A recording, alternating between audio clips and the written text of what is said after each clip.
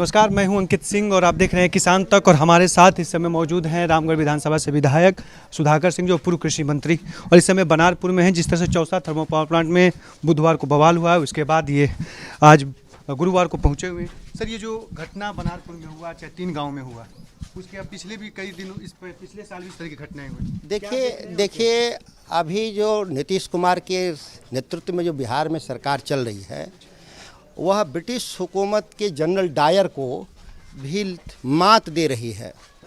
घरों में घुस करके पुलिस केवल नौजवान लोगों को ही नहीं, बूढ़ी महिलाओं को, गोदी में बच्चों को और खाट पे पड़े हुए बुजुर्गों को जिस तरह से बेरहमी से लाठी डंडा, यहाँ तक कि हवाई फायरिंग भी घटना, यहाँ पे दीवारों में कई छेद पड़े हुए हैं। यह दर्शाता है कि हमारा राज बदल गया है, मानसिकता नहीं बदली, वही ब्रिटिश हुकूमत वाली मानसिकता के लोग अभी बिहार में सरकार चला रहे हैं लोग। इसमें कहीं दो मत नहीं। आप देखे होंगे जिस तरीके से घरों को तोड़ा गया है, सामानों को तोड़ा गया है, लोगों के कपड़े फाड़ दिए गए हैं, सोने के गद्दे तक तोड़ दिए गए हैं, टीवी से फ्रिज तक सभी चीज़ बर्बाद कर दिए गए हैं। समझ में नहीं आ रहा कि हमारे किसान हैं या सरकार के नज़र में आतंकवादी।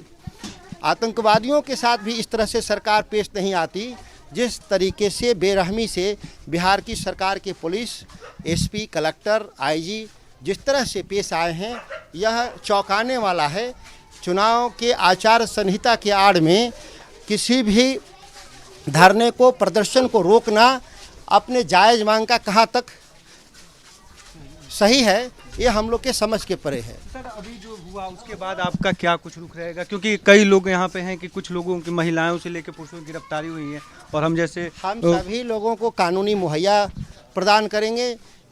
जिनको पकड़े हैं लोगों ने, पुलिस के लोगों ने अवैध तरीके से, हम उन सभी घायलों के समुचित इलाज की व्यवस्था सुनिश्चित करेंगे।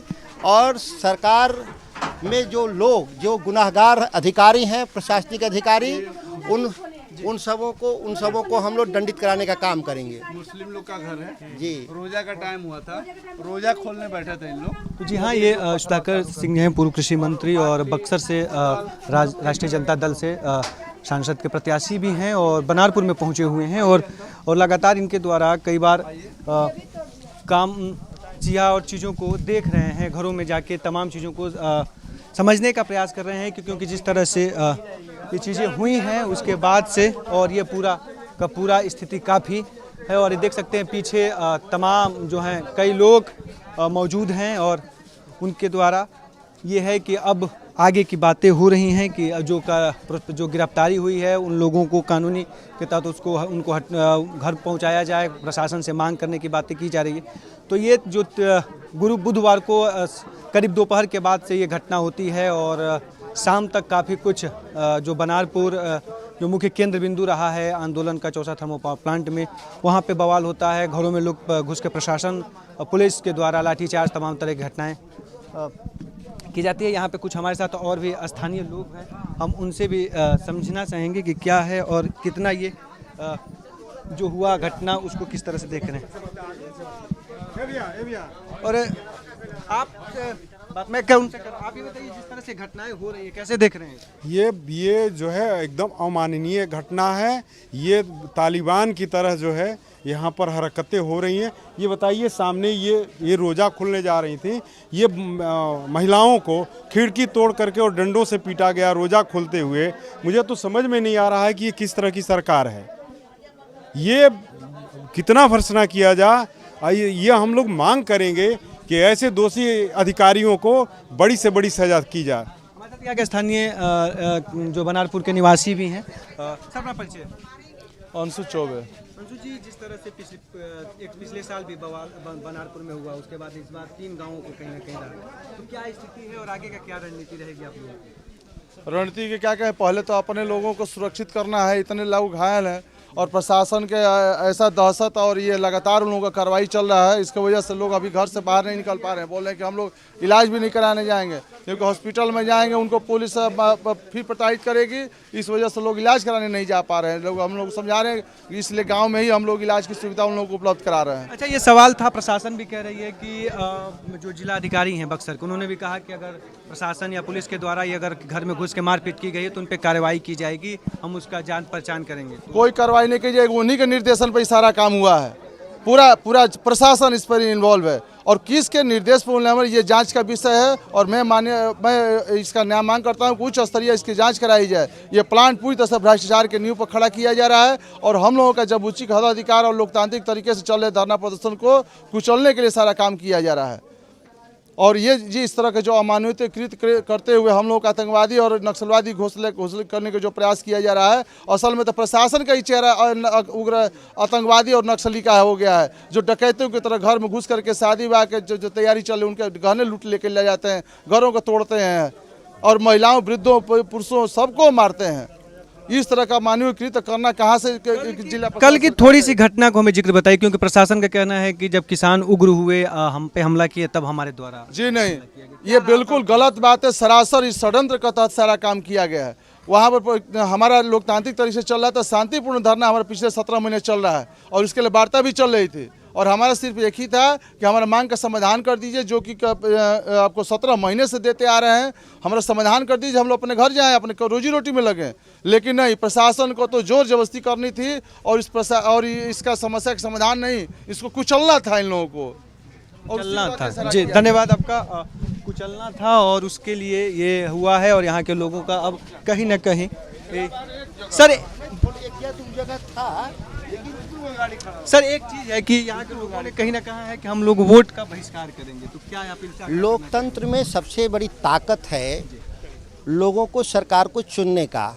और जब ऐसे ही निरंकुश सरकारें बनेंगी जो जनहित में काम नहीं करेंगी, ऐसे सरकारों पर लोगों का भरोसा टूटेगा ही टूटेगा।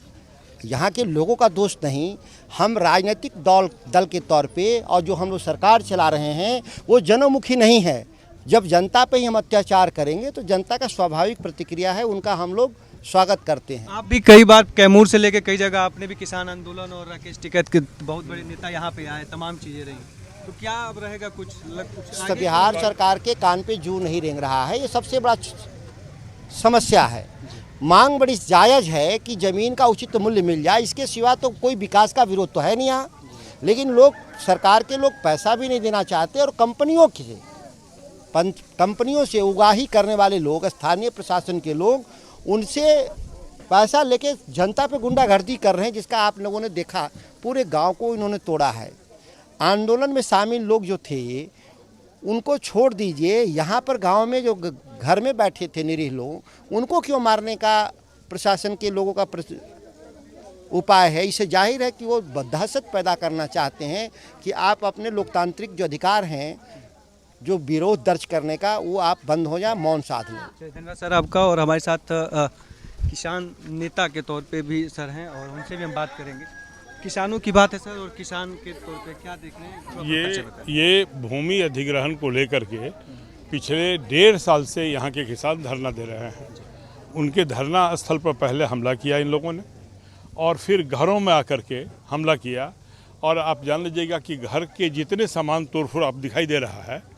अभी हम लोग चलेंगे मुन्ना तिवारी जी के यहाँ, उनके बेटे की शादी है, 10 लाख 12 लाख रुपए का ऑर्नामेंट्स लूट के ले गया है प्रशासन। ये मैंने आप समझिए कि ये हमला जो है वो किसानों के मनोबल को तोड़ने के लिए ही हमला नहीं है, एक तरह से किसानों के घर में डकैती है। और इस डकैती का जो सरगना है वो सरगना यहाँ का डीएम और एसपी है। उनके डीएम और एसपी के घर का तलाशी लिया जाए, यहाँ से लूटा हुआ ऑर्नामेंट से सामान उनके घर मिल जाएगा। ये राकेश टिकैत तक यहाँ से आए, आपने भी कई आंदोलन आप एक बार टिकैत साहब आए थे किसानों के सवाल को लेकर के, और टिकैत साहब 1 से 2 दिन में फिर आएंगे। 1 से 2 दिन में फिर आएंगे। तो राकेश टिकैत फिर से 1 से 2 दिनों के अंदर फिर से बनारपुर में पहुँचने वाले हैं और ये जानकारी दी गई है उनके दिनेश जी के द्वारा। और ये थी पूरी जानकारी। और आगे क्या कुछ रहेगा, बनारपुर में क्या कुछ होने वाला है, चौसा थर्मल पावर प्लांट को लेकर आगे क्या कुछ है रुख, तमाम जानकारियों के लिए आप किसान तक के साथ जुड़े रहिए। अभी के लिए बस इतना ही, दीजिए इजाजत, नमस्कार। अगर ये वीडियो आपको पसंद आया है तो इसे लाइक ज़रूर करें। अगर चैनल अभी तक सब्सक्राइब नहीं किया है तो कर लें और नोटिफिकेशन पाने के लिए बेल आइकन भी दबा दें।